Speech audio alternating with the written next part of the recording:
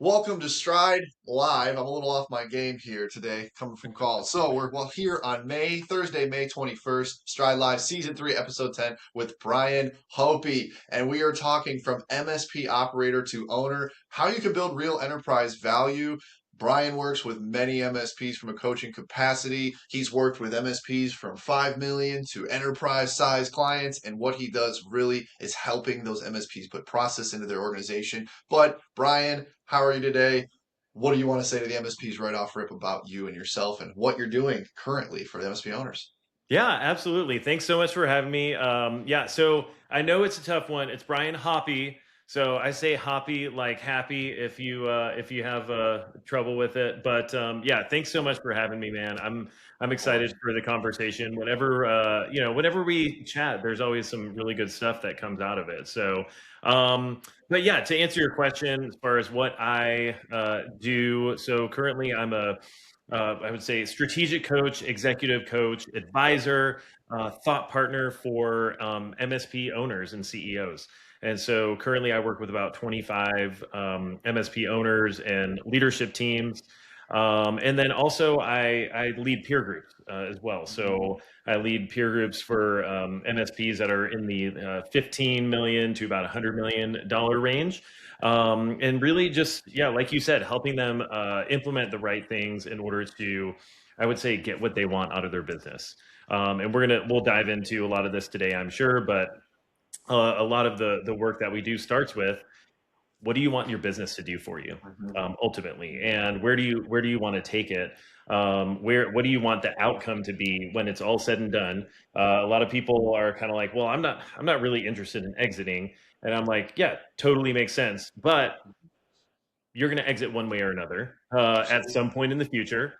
And it's best to have a business that's ready for that when the time comes. And so not only does it make your business more profitable and more fun and easier to run, improve your quality of life, but it also makes it more valuable in the end. And so that's what we're shooting for. So Absolutely. We always make a joke here, especially on the tax side. Well, every business you have need an exit plan and a tax strategy for it because you're going to exit one way or the other. Because you know the old adage, what are the two guarantees in life? Death and taxes. So you need a plan there for you go. both. Brian, I've interviewed a lot of people in the space recently, specifically around two components. What's happening on the macro level for the MSPs in terms of growth, valuations, how to adapt and change in a world of AI. And then I've also talked to a lot of the sales and marketing professionals saying, hey, how you sold MSP and managed services for the last 5 years isn't going to work. You need to differentiate. How do you change? You have a unique perspective because you're seeing both sides. You're helping the enterprise and these MSP clients that are looking to either purchase other MSPs or sell themselves in preparation, but you're also seeing that, hey, I'm helping them build that second layer of leadership and true decision making and that solutions based service organization. How do you see as a whole, before we dive into the specifics, how do you see MSPs changing, or how do you see the market in 2026 really being fundamentally different now that there a lot of things have settled down from M&A, AI, like you're seeing things day to day. What are some of those really big trends where you're like, hey, these MSPs, especially as they're looking to become more of an operator of their business and really Mhm. change to being a true owner, what do you see they're doing, but what do you see as kind of like, hey, I need to make sure I'm screaming this from the mountaintops right now? Right. Yeah. I mean, that brings to mind a lot of different things. I would say one, looking at the trends and what we're seeing right now, we're kind of at this inflection point where, what kind of started, it's kind of like this transition from like a lot of MSPs back in the 2000s went from break fix to managed services. And then you had another transition into the cloud, and you kind of had to transform your business. And then we had another transition into security and compliance and that whole thing. And now it's kind of like we're seeing, okay, hey, we're gonna have to transform again into the era of AI. And so what we're starting to see is that the folks who have kind of been through all of those transitions, there's a lot of people who are like, yeah, I don't know if I have it in me to make that next transition. And starting to think about, okay, what would it look like to exit over the next 12 to 18 months to and to somebody who really wants to take that on and face that challenge. And so we're seeing a lot of that. We're seeing a lot of the a lot of discussion around AI and what that actually is going to look like when it's all said and done in MSPs. The one thing that I'm really sure of is that the MSP needs to own the relationship, or they already own the relationship in a lot of ways, but needs to also own the relationship around AI, because if you don't, somebody is going to come in who does, and they're going to be the one that ends up being the trusted partner for your client and not you. And so that's another big thing that we're seeing. Yeah. Last week I spoke with Arnie Borowski and we were speaking about how is AI going to shift, and it's I love that you talked about all the transitions MSPs have seen in their lives and their times, because at first, like you said, you're the device guy, and then you're the break fix, and then you're the tech guy, and then this is the biggest, I truly believe this is the biggest revolutionizing the MSP space since cloud computing became mainstream, where hey, that physical on premises started to go away.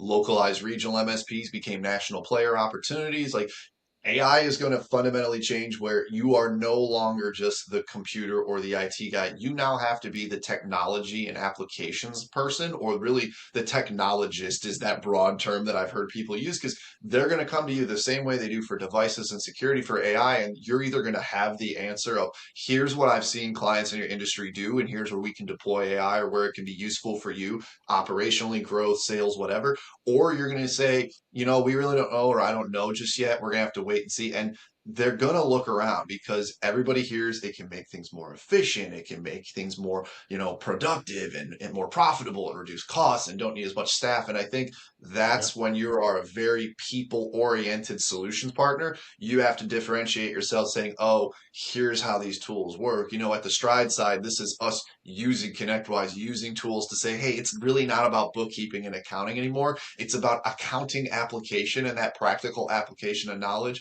I think actually, I want to hear what yours is, because you're in a coaching relationship. You scratch past the surface of just business, and you have that personal, hey, what are the fears? What are the opportunities? What are the thoughts and things you're hearing? Where I know a lot of MSP owners, like you mentioned, they don't have it really in them to go through another wave of adaptation. But of those that are saying, you know what, I'm excited or I'm worried, what are some of the things they're saying? Are they saying, AI is going to ruin my business? AI is going to help me improve? Like you hear these things on the ground level, and I'm sure there's some listeners who would like to see at the very least, oh, I'm not the only one that has these questions and these concerns.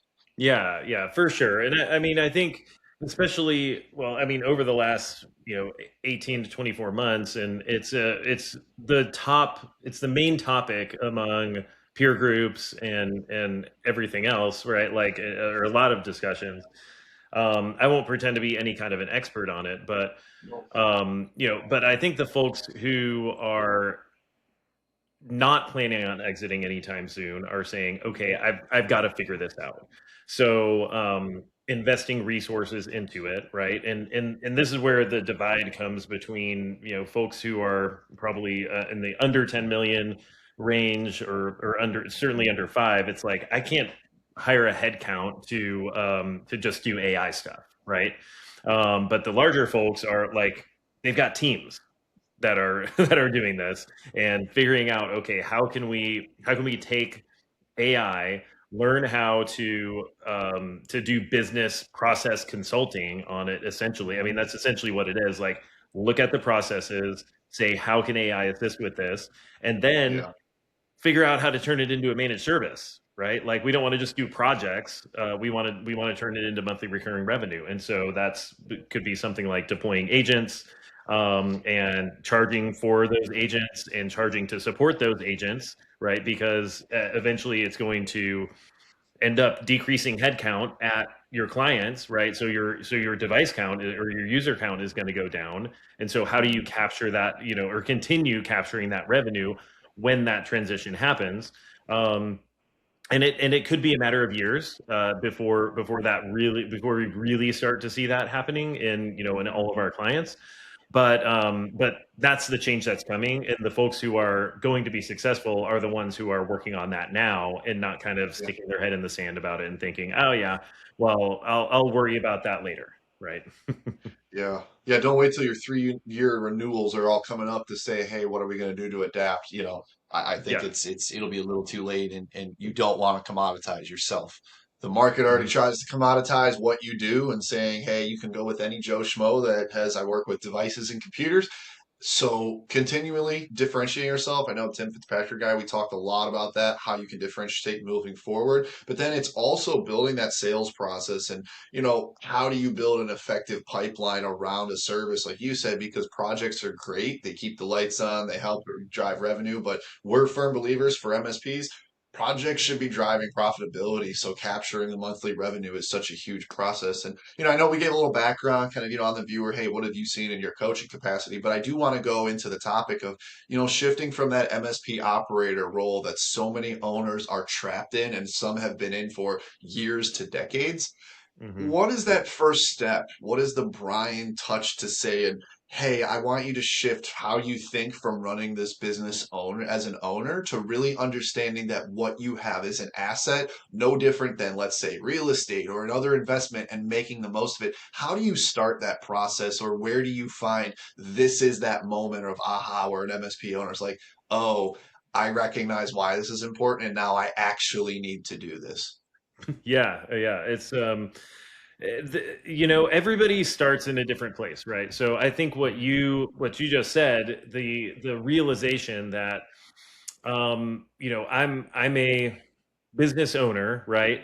And by the way, MSP owner is not a job, right? Like you might do jobs inside your MSP. You might be CEO, you head tech, salesperson, all of that, but owner isn't a job. And so thinking about it that way is a start, and a lot of this goes back to identity, right? Because we start a business, and one of my friends, Rashad, he makes the comment that it takes arrogance to start an MSP, but it takes humility to scale one. And so like we get so used to being the center of everything that it becomes a part of our identity as MSP owners. And part of it is dissociating with that identity. And this is why I do a lot of identity work with my clients, because you can't effectively scale a business while you are trying to be the center of everything. And maybe you don't want to be the center of everything, but you've put yourself in the spot where you have to be, right? So how do we start to change that? One, we realize that what we own is an asset. It is a business, and you work there, and it's your job. But if I think about it in terms of and the asset that I own, how is it performing? Compare Mhm. it to the market. If you didn't own this asset, would you spend the money to buy it? And if Yeah. not, then we need to think about changing things. And Mhm. then there's a whole model, but it kind of starts with understanding what kind of value do you want to create in your business, right? If you're a $2 million MSP right now and you're earning 5% to the bottom line, unfortunately, your MSP is not worth that much. If Yeah. you think about what best in class is and you start to move towards that, right? So best in class EBITDA is or profit, right? EBITDA and profit are generally relatively similar in MSPs. The best in class number is 20%. So if you have a $2 million MSP and you are earning 20% to the bottom line, that looks something like 400 grand, and suddenly that business is probably worth close to $2 million, versus at 5% where it might not. It's probably not even worth a million, or no, it's not worth a million.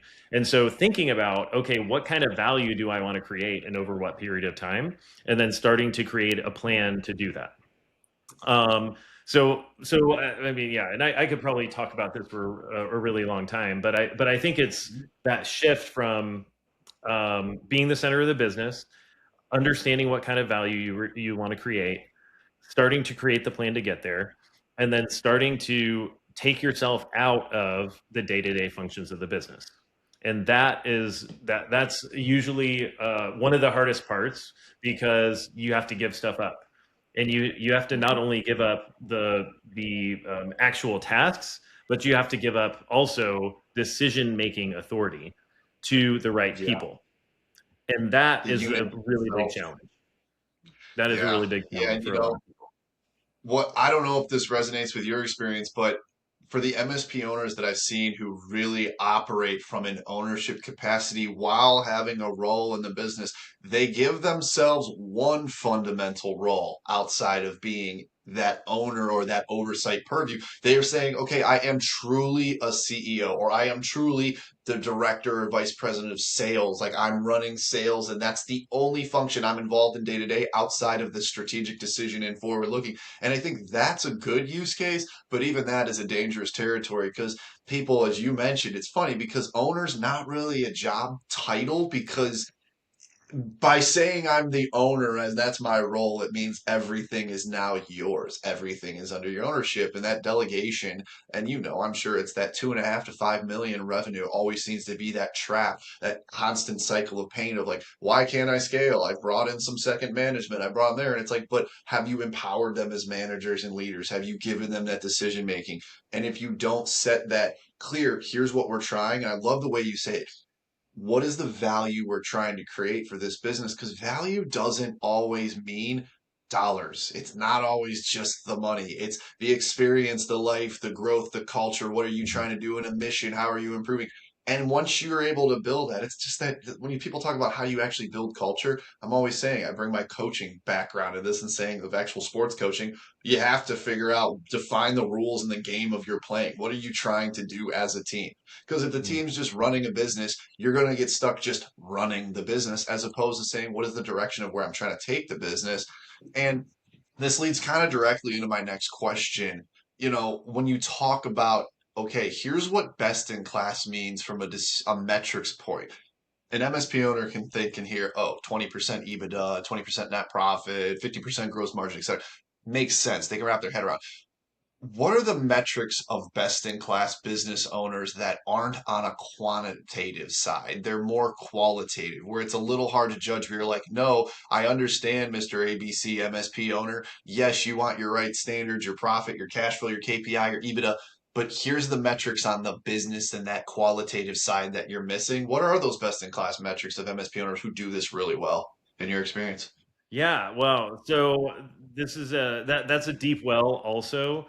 And what I Yeah. would kind of point to, so and I don't think I've mentioned service leadership yet, but that they're the ones that get all the data, or that they have thousands and thousands of MSPs that put in their data every quarter, and so they do the benchmarking, and so you can, if you're benchmarking with service leadership, you can clearly understand all of your metrics and where all those quantitative things Mhm. are. But then there's also the qualitative side, which is really more around what they call operational maturity. And so OML is a score, right? And it's based on the practices that you have inside your business. So how do you do standardization? How do you do contract management? How do you do strategy? How do you prepare for the beginning of the next year before the year starts? And there's the hundreds of different qualitative things that go into creating a best in class MSP. And what I would say is, if you kind of start at the top, it starts with that value creation planning that we've talked about, right? Because the best operators have a plan and they're managing to that plan over the long period of time. But also they start the year with a plan and they relentlessly manage to that plan throughout the course of the year, right? So a budget is set before the year starts. The All the executives' compensation is tied to attaining that budget, as well as each team member in some way, shape, or form, based on how they contribute to the company in proportion to that.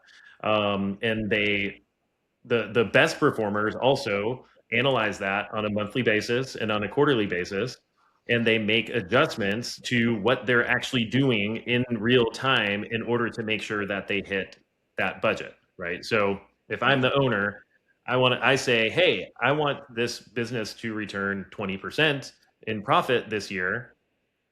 Everybody's aligned around that, and everybody actually changes their behavior in real time throughout the year in order to make that happen. right? So it's setting the plan and it's working the plan. And there's Mhm. a lot of other stuff that goes into that, but the reality is that the difference between the best in class, the guys who earn 20% to the bottom line, and everyone else is their skill at creating the plan and being able to manage to it. That's it. Yeah. Yeah. It's not geography. It's not your client base. It's not the size of your company. It's not the people that you hire or anything else. Tools you use, the new systems and all that. It's yeah. Yeah. It's the skill. It's the skill of the leadership team.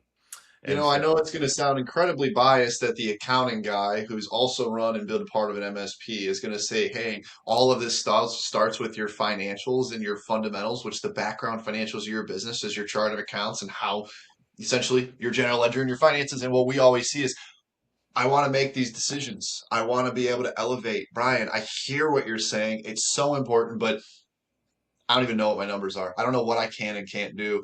And I think that's where, when we come from our perspective, it's start with that financial clarity, because that's going to lead all the decisions that you want to make. And it's going to allow you to give that's the scoreboard. And it's not about, oh, am I doing better financially? It's all about, no, it allows you to say the rules of the parameter, because I've seen MSPs that are 5 million in revenue that make more profit than those that are 20 million in revenue. And I've yep, seen $2 million MSPs that are gross margins around 75% because they're doing something really specialized and differentiating, and their net profits in the 35 to 40%, and they're reinvesting somewhere else. So you want to make sure you have that individualized component, but that's why, and you are a group leader. You do still service leadership, SLI. You do run yeah, a group, yeah, right? yeah. Yeah. Okay. We I do a thought lot of so. work with service leadership. Yeah, And evolve. Like, that's what I thought. And evolve and all that. So when we talk about it, it's why we've oriented. We don't make every client SLI chart of accounts component, but we make them SLI-ish. We make them that MSP, what matters. What is the MSP best practices, and where should revenue be? How should you be thinking? Because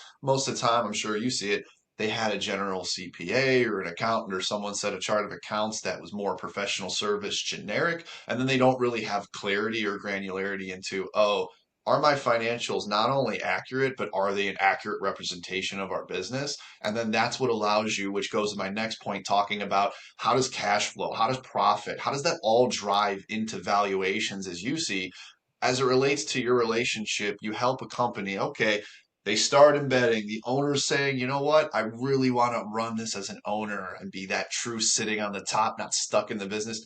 They're running through that cycle and they're saying, okay, Brian, we're making more money. I have a good idea. Why am I doing this, or what should I be focusing on once I get my gross margin solid? I'm able to generate profit. I have that budget. How do they manage and maintain that? Or what are some of the strategies that you find are really helpful to maintaining that? Because everybody builds that start of the year plan, and then what happens is, it trails off. yeah. And at the end of the year, you maybe have 60% compliance to budget. Yeah, yeah, absolutely. I mean, I think that it's about consistent operating discipline, building a plan that's actually going to be achievable, but a little bit of a stretch, right? So you don't want to kind of sandbag on your budget, but you want to build a plan that's going to be achievable, but it's going to be a stretch for the team. Um, and what often one of the mistakes that's made is they say, okay, well, we're going to add $5,000 a month in net new MRR, and then January passes by and they're like, oh well, we didn't hit it in January. Well, guess what? Your budget's already off by 60 grand, Yeah. right? Like just to start. And so many of the most successful MSPs do a few things. Well, one, you don't budget for January unless you already have stuff in your pipeline when you're building your budget, which is probably going to be 90 days before that at least, right? Because if something's not in your pipeline that's going to net 5K in new MRR starting in January, if it's not already there in like October, it's probably not going to happen, right? No. So Yeah. it's being realistic about those things, and then and then really, I mean, ultimately managing to that budget. So I mean, I think your question is kind of around, okay, well, how do we, once we get ourselves to a place where we've got really solid gross margin, which is around 50% on on your managed services, and we've got best in class profit. Then what do we do? Well, I mean, at that point, you're ready to grow. And usually the most common problem at that point is we don't have a sales engine in place that's going to allow us to grow at the rate that we want, Hmm. just based on the sales engine that we have. And so you've got to go about building that sales engine in the right way that's going to predictably generate you the managed services, net new managed services revenue that you need in order to grow like the best in class grow. Which, by the way, in the last quarter was something like 20%. But Yeah. so the best in class MSPs grew their monthly recurring revenue 20% over the last 4 quarters. Mhm. That's it. And how many of the people listening have can say that that's true about them? I see the vast majority are doing a lot less than that, right? Yeah, and So you know it's funny when you talk about that specifically because we see this all the time too. We see a lot of we like to compare what's SLI seeing compared to what we're seeing in our client base and our data collection, and it's pretty consistent. But I see actually more than you would think growing at 20%, but there aren't many. It's this vast difference where there's no middle. It's we're growing 1 to 2% or we're going 20 to 40. We have multiple that have grown 40%, not only the last like year over year for 2 years, 3 years now, because one, they differentiated. Two, they found a specific service. Some are getting specific projects and really focused on Microsoft. Some are really focused on security. But the ones that I will say the consistent trends, those that have consistent growth, they have two really core component things. A differentiating market factor with their ICP, meaning they really know their clients well and they're the best at what they do for that client and industry. And second, they truly invest and have a routine built sales machine, not an order taking machine, not call me yeah, up and here's what you need, but they have a methodical process to acquire leads, generate new calls and discovery, bring in new clients, and close new logo MRR consistently and with an effective feedback loop. And I know yeah, that's a lot coming from the biz dev guy, but really what it's saying is they have the systems to monitor what they're doing, and they also have a system to continue to grow what they're doing and grow that revenue. And without that, it's really hard to grow. And, one of the things I've been preaching all year is MSPs, you have too many technicians, you have too much labor. Why is 60% of total revenue in some cases just going to payroll and overhead? It's not saying, hey, I want to get rid of AI and have AI get rid of jobs and all this. It's like, no, but you don't need to hire as many people off because I'm sure you see it.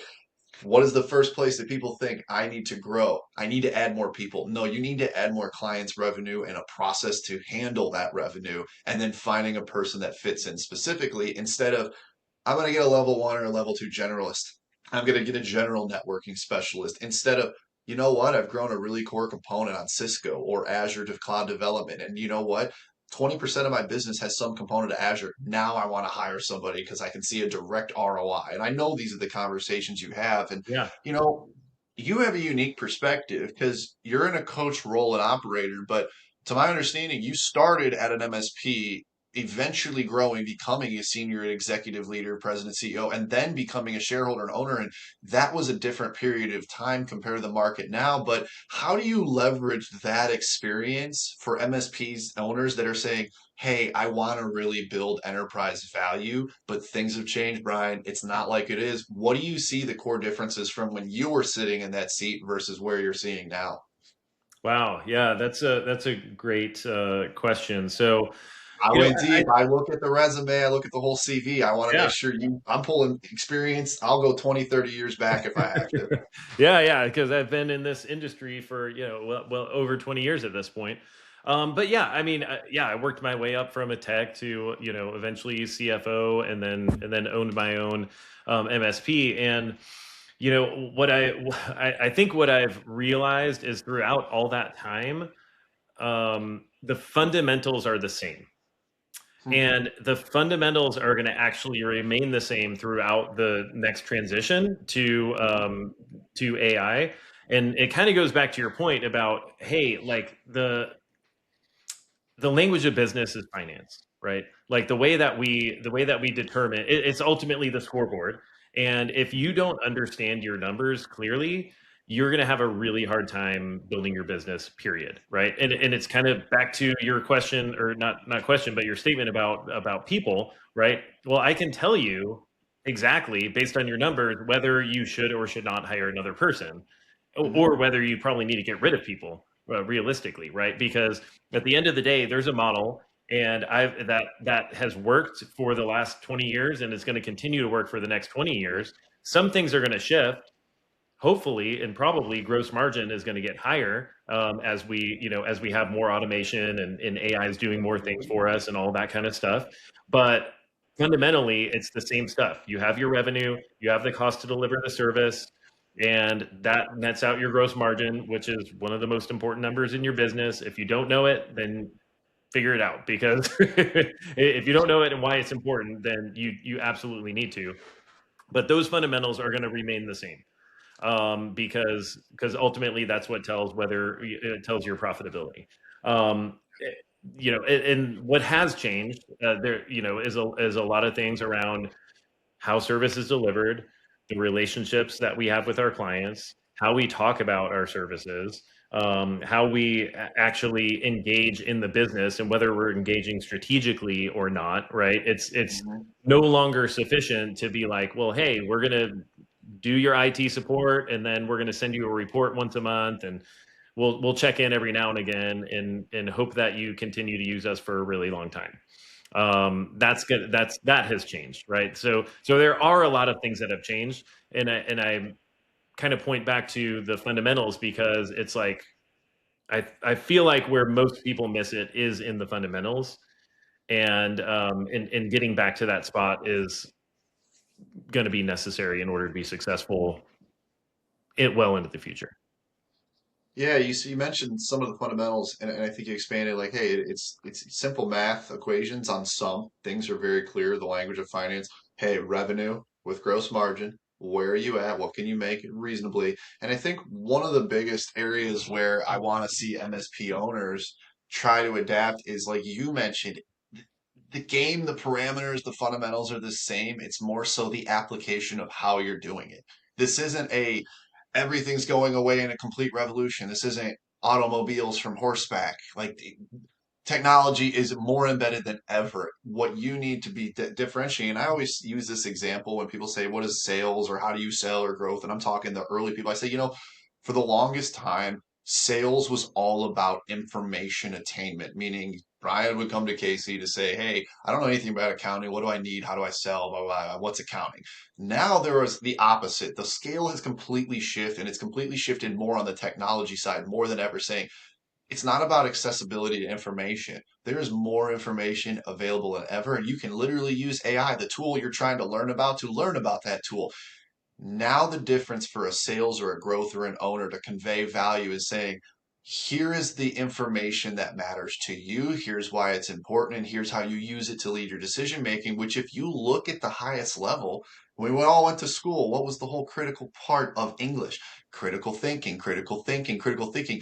If anything, I love that you say AI and anything it's going to make gross margin higher, because now you don't have to focus on being, oh, we're doing the basic stuff. We're always fixing the same router and doing the same password remodels and sharing and access. We're doing the same upgrades. No, you're going to be able to actually do the best part where MSP owners are phenomenal, saying, here's what is so awesome about this technology and how you can deploy it. If you can figure out more of that and building that excitement, that value into a revenue and a service line, just productize the hell out of it, you're going to fundamentally win more business than the other MSPs in your area. And you're going to reignite that passion where instead of saying, oh man, I'm going to be defeated, AI, self healing machines, they're not going to need me, blah, blah, blah. Or you could say, no, this is a world of abundance and there is more opportunity now because no one knows what really is going to be going on with AI. And it's not like everybody figured out security all of a sudden. CMMC didn't randomly go away. Compliance, machines, technology, VPN, all of that is still there. It's just how you're going to interact with it is going to change the same way that when cloud computing and everybody didn't need you on site anymore as much, it changed then. So I love that you actually have this cool forward looking margin of like, hey, it's going to get better actually if you take the time to do it. And that's, I mean, that's kind of the equation. Opportunity is success, is really luck and preparation. It's just, there we go. We're right there. So Hmm. We're getting close to time, and I think there's a Oh couple core no. things that I want to talk about because M&A is so important in the space. I know we could talk forever. We're going to definitely need another episode if you'd like, but Yeah. M&A is such a high thing right now. The summer season always turns into buying. We're helping MSPs with that right now. In your experience or what you're seeing right now, where are your areas of focus in supporting MSPs with buyers? Because what are the buyers really looking for? You know, Mhm. Arnie mentioned last week that the buyers have an advantage. How are you helping leaven and tip in those scales so sellers can focus on really what's important, but then also put themselves in the most favorable situation to sell their business potentially? Yeah, yeah. Well, and I think we'll probably see some things shift, but for premium assets, for really good MSPs, I mean, I still think it's a seller's market, for the ones Oh yeah. that are high OML, high profitability, and so when I'm working with my clients, I have a few that are kind of in that stage where they're like, yeah, we're I think we're ready to start having some conversations around exiting. Um, and all of my work with my clients really starts with, okay, what is it going to take for you to have the best exit, right? Like, Yeah. regardless of whether you're exiting now or in 10 or 20 years from now. So once again, the fundamentals are still the same. It's a function of your EBITDA, and of Mhm. course about like 27 other factors. So people are like, hey, what's my multiple going to be? Well, I don't know exactly. I can tell you it's probably going to be somewhere in this range, but a sophisticated buyer isn't saying, okay, well, you have this much in revenue, this much in EBITDA, and this many EBITDA dollars, so we're going to give you Yeah. whatever X, right? That's not how it works. So thinking about it, I mean, when I think about, and I have, by the way, a value creation blueprint, which I'm happy to share with anybody who would like it. But there's kind of 7 core drivers that I go through in there. But but really, we're looking at EBITDA, and we're looking at the kind of contracts you have, and whether or not your clients are committed to you and have been committed to you for a long time, whether or not you Mhm. have a lot of client concentration, and then perhaps, well, yeah, and then your growth, right? Are you growing? And we look at the rule of 40 and say, hey, are you growing 20%, and are you putting 20% to the bottom line? Or is the combination of those two numbers somewhere around 40%? Because that's going to be a premium asset, right? Like if you're growing well and high profitability. And then another big thing, going back to what we were talking about earlier, how involved is the owner in the business? Yeah.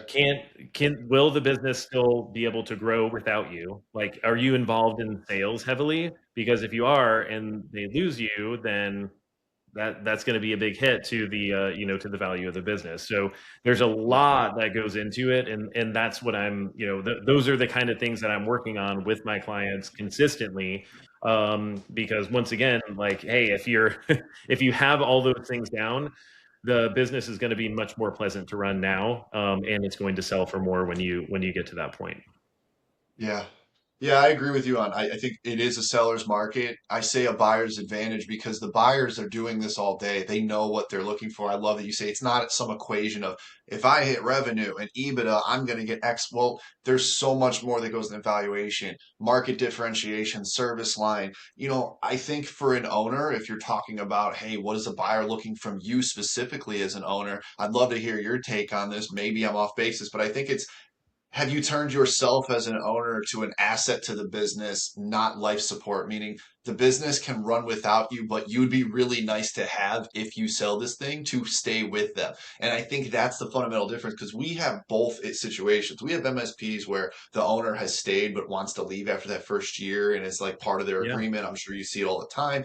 But a lot of the time, I've seen somewhere that gets extended 2, 3 years because they realize, wow, I actually did not know and how embedded and involved this owner is. So I think if you're saying, what else can I do as an owner? You can say, am I an asset or technically a liability or a crutch to this business? And that's if you're saying, no, I'm kind of a crutch. If you look operations, am I an asset or a crutch? Finance, yeah, marketing, sales, like, and yeah. saying, okay, where are the areas where it's crutched up by me? It's going to lead to that's where you should focus first. But I think you mentioned really around how do you build that? you can focus EBITDA, but there's so many metrics, and it really comes down to what makes your MSP different.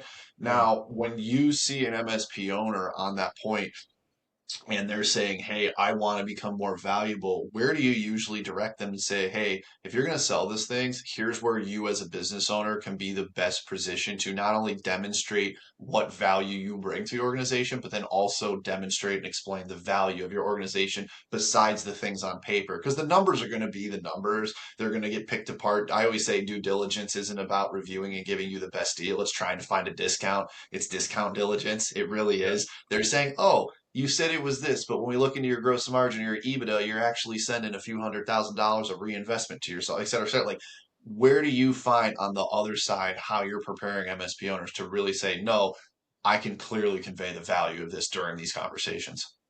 Right, right. Yeah. And I think there's a lot of different areas. And when I'm talking with my clients, I was talking with one yesterday, and you do, to your point, you have to be able to clearly articulate Hmm. every all of those things, right? And so, like, when I go in and I'm like, okay, let's say we're looking at the P&L, and I'm like, okay, what is this? What's this thing on the P&L, and why is it there, right? And what's this other thing, and why is it we're so, like, where you're if you have to if somebody comes in and they have to ask you questions, you're already behind. Yeah. Right. It should be extremely clear. There's industry standards there, and there's things that you can follow. That's like, hey, anybody coming and looking will understand exactly what my numbers mean. Right. So that's one thing. It's how you run the business. What does your leadership team look like? Do you have a business operating system? Right. Are you doing, or do you have like a strategy and execution framework like EOS, or any of the other ones that are out there in place? So, like, and those kind of things are signals to a potential buyer that, okay, yeah, this business is run like a business and not like the genius with 1,000 followers, right? um my one of my things when I went to sell my business was that I think was very attractive to buyers was, I told them, I said, hey, I've designed this thing to make myself as absolutely irrelevant to the day-to-day running of the business as possible. Now, that was on purpose for me. If you're trying to stay on with a bigger company, maybe that's not, like, to your point, that might not be the best strategy for you. But you do want to make sure that the business is not reliant on you as the owner to keep things running, Hmm. and to keep it moving forward, because something could happen to you, and then your loved ones are left with this business. And what do they do if it's all reliant on you as the owner? Because, and I've seen that happen in many different MSPs over time, and the spouse was left to kind of like clean up the pieces, right? So if I can set things up to be for it to run as easily as possible with the leadership team in place, with strategy in place to take it where it's going to go, that's ultimately what I'm looking for, anyways, if I'm a buyer. I appreciate that. I think, comes down once again, you'll see a consistent theme, MSP owners.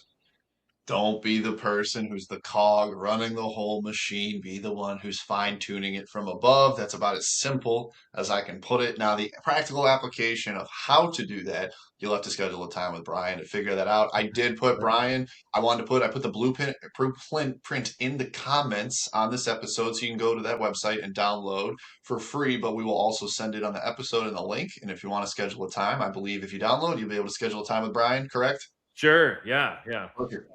Yeah, So it's all I over know the place. I'm It's just on kind the of it's giving on the away your LinkedIn time and all that, profile. but it's okay. Yeah, yeah, it's on the profile. It's on the website. All of that. So yeah.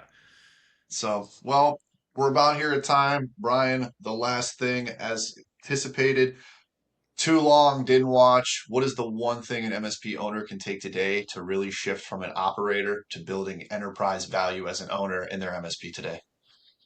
Yeah, well, so I think it kind of goes back to what we've talked about.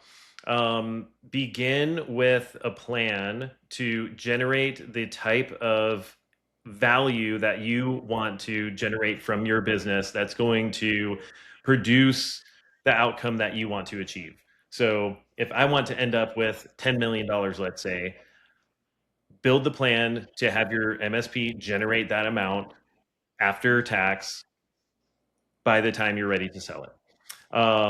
Start to see your business as an asset as opposed to a job. Start to take yourself out of the day to day and delegate the key functions of the business, and delegate decision making authority for the key functions of the business to capable leaders. Understand your numbers and understand why things are the way they are. Well, I could probably keep going for a long time, but I think those are a lot of the fundamentals of how to think about taking yourself out of the day to day of the business, making yourself as irrelevant as possible to the daily operating of the business, and produce more enterprise value. Love that. Once again, if you'd like to connect with Brian, you can go to, I believe it is brianhoppe.com, correct? That is right. Real BrianHoppe.com. simple. Yep. That's simple, easy branding. Coach, increasing enterprise value for MSPs. Good friend of mine, good colleague. I was so glad that Tim got us introduced. I'm glad that we were able to, connect here. And if you want to connect with Brian, feel free. You can reach out directly to us. And like I said, that blueprint is available. You'll get to download. It is just brianhoppe.com/blueprint if you want to type it in manually, but you can get it pretty much anywhere you'll find the episode. It'll be on there. Brian, once again, thank you again for taking the day. Take some time here Awesome. today. Thanks so much, Casey.